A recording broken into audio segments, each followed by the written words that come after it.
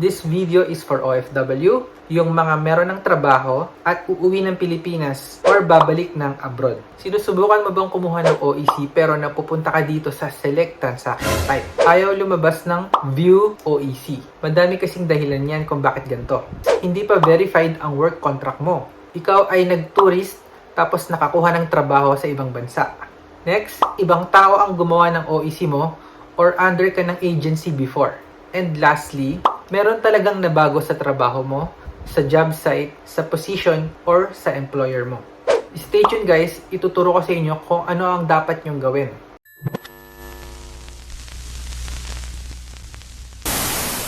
Before we begin, ito yung requirements. Dapat meron na kayong account sa DMW e-registration online. And na-upload nyo na yung passport data nyo and beneficiary.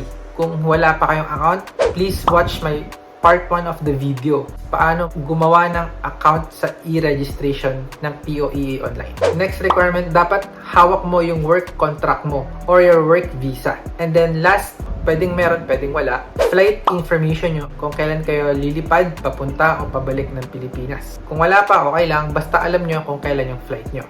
Okay, simulan na natin guys. Go online at mag-login sa onlineservices.dmw.gov.ph. Press let's go, ilagay ang email at password. Tapos i-close nyo na itong pag-ibig error na to. Wala yan, don't worry. I-click nyo yung balik manggagawa sa kanan. Ito yung sabi ko sa requirement, passport data, dapat color green yan.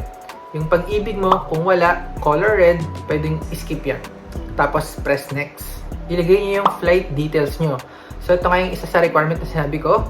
Kung wala pa, any date pwede. Basta kung anong petsa ang ilagay nyo dito magbabase yung validity ng OEC nyo, which is 60 days. Okay, so pag napili nyo na yan, pindutin nyo lang yung next. Kapag ganito ang lumabas sa inyo, yung questions na yes or no, sasagutin nyo yan kung same employer ba, same job site, same position, walang nabago sa position nyo. Siyempre, sasagutin nyo ng yes, lalabas yung view OEC. So, wala na kayong problema dito, di na nyo kailangan pumunta ng POEA. Pero ang nangyayari kasi, yung iba, pag after nila mag-press ng next, napupunta sa select transaction type. Pwede ding mapunta ka dito ng walang dahilan, basta hindi mo makita yung view OEC, laging nasa select transaction type kahit na anong gawin nyo. So, ito yung mga sagot na dapat nyong sundan para makuha nyo na yung OEC nyo agad. Change employer, nagpalit ba kayo ng company or ng employer nyo? Change job site, lumipat ba kayo ng bansa kung saan kayo nakabase? No records with POEA, ito yung sinabi ko kanina, mga turista na nag-exit sa Pilipinas at nakakuha ng trabaho abroad. Or student, nag-aral sa ibang bansa at nakakuha ng trabaho, kaya ang hawak nyo na ay work visa. Change position, nagpalit kayo ng trabaho. For example, from medical, napunta kayo sa F&B. Or from DH, napunta kayo sa factory worker. Yung watchlist na to, yung apat na yan, ignore nyo lang. Ang ibig sabihin kasi niyan, merong bad record, ikaw, yung pangalan mo, yung agency, or yung employer. Last two option, ito yung I suggest na dapat piliin ng mga existing OFW, yung mga matagal nang hindi umuwi. Ang ibig sabihin kasi nitong no records online, ibig sabihin wala kayong record sa POEA, never kayong nag-try kumuha ng OEC or nagpa-verify ng work contract. Basta either of these two, pwede nyo piliin. So next, employer or principal name. So ito yung pangalan ng company kung saan kayo nagtatrabaho. For example, yung mga DH, under sa pangalan ng employer nila, yung asawa or magulang, business permit. Kumbaga sa Pilipinas guys, ito yung business permit number. Dito sa Singapore, ito yung UEN. For example nga DH, ilagay nyo lang yung passport number nila dito or yung visa resident number nila. Employer address, ito nga yung address ng company kung saan ka nagtatrabaho. Tulad nga nung sa DH, doon ka nag-work at nakatira, the address ng employer mo yung ilalagay mo dito. Country, saang bansa, at city kung nasaan yung employer mo or address ng work mo. Kung may agency kayo, ilagay nyo yung pangalan ng agency. Kung wala, ilagay nyo NA. Positioning, hindi nyo itatype dito kung ano yung trabaho nyo. For example, ang trabaho ko is web design. Sa loob ng POEA job listing, walang exact name ng trabaho na yun. Kailangan mong i-search at pipiliin mo yung pinakamalapit sa trabaho mo. Okay? So, Walang mali dito, basta malapit doon sa work visa mo or kung ano yung trabaho mo. Job site, kung saan bansa ka nagtatrabaho or kung saan bansa ka na lilipat. Contract start and duration. So, contract start, kailan ka ba nagsimula? Duration, kung gaano katagal. Kapag yung work contract mo is first time lang ginawa, 2016, 2018, hindi mo na kailangan magbase doon. Pwede mong gamitin yung work visa mo.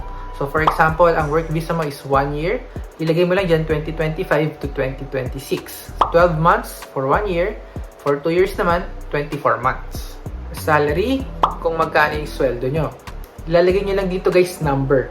Huwag kayo maglalagay ng comma, tuldok, slash, dollar sign, number lang, okay? Currency, kung saang bansa ka nga sumusweldo. For example, sa akin, Singapore, SGD, so Singapore ang pipiliin natin. And sweldo, usually naman guys, monthly. Buwan-buwan kayo sinusweldo. So, piliin nyo na lang monthly.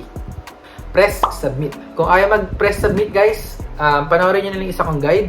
Pwedeng mangyari kasi ito eh. Pero, magagawa nyo ng paraan yan. So, after mo mag-press ng submit, pipili ka naman ng processing site.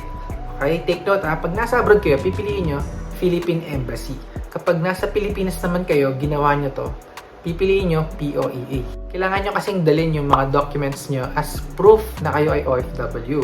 Tapos sa processing site na yon, i-update nila yung record nyo online. Para yung OEC nyo, work visa, and work contract ay same information. Kasi pag lalabas tayo ng Pilipinas, ipapakita mo yung OEC mo and work visa, di ba? Kasama ng passport. So dapat yan, pareho yung information para sa immigration. Kung hindi, syempre ma-offload ka. Kapag walang available date, pumili lang kayo ng ibang petsa. Baka yung next day, pwede yon. Or pumili kayo ng ibang processing site, ibang POEA office, baka doon merong available date. Kung wala talaga, mag-walk-in kayo. Ito yung tutorial ko naman kung gusto nyo mag-walk-in sa POEA. Yun lang guys, kung may tanong kayo, just comment down below. Sasagutin ko kayo. Wala akong comment na hindi sinasagot, okay? Subscribe kung hindi pa.